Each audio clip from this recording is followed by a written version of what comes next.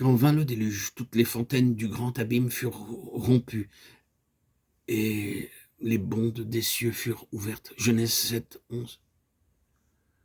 C'est aussi ce qui a lieu pour le Saint-Esprit lorsque Dieu accomplit cette promesse. Je répandrai des rivières sur la terre sèche. Ésaïe 44, 3.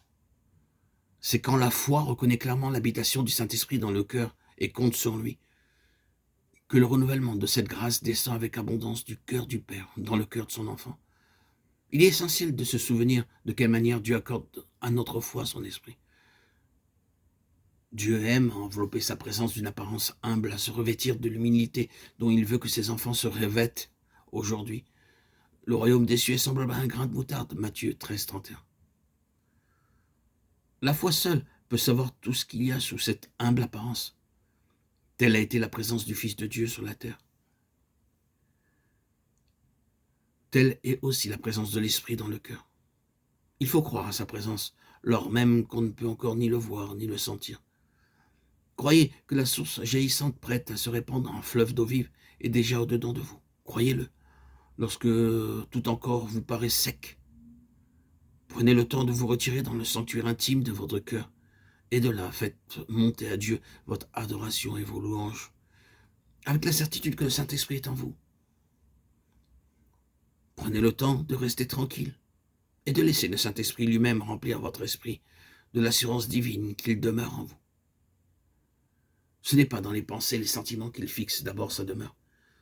C'est dans votre vie même qu'est son temple, au-delà des régions abordables à l'œil ou à la pensée.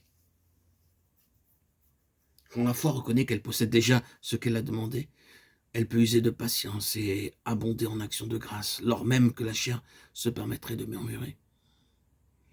Elle peut se confier en Jésus invisible, en son esprit encore caché. Elle peut compter sur cette petite graine sans apparence, la plus petite de toutes les semences. Elle donne gloire à celui qui peut faire infiniment plus que tout ce que nous demandons et que nous pensons, qui peut fortifier puissamment par son esprit dans l'homme intérieur au moment même où tout paraît échapper et s'évanouir. Éphésiens 3, 20, 16. Croyant, ne t'attends pas à être rempli de l'esprit selon que l'a rêvé ton imagination. Attends-toi plutôt à le voir venir comme jadis, le Fils de Dieu sans forme ni éclat, Ésaïe 53, 2, et d'une manière qui semble folie à la sagesse de l'homme. Attends la force divine dans une grande faiblesse.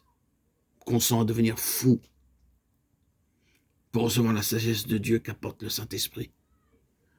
Consent à n'être rien parce que Dieu choisit les choses qui ne sont rien pour réduire au néant celles qui sont.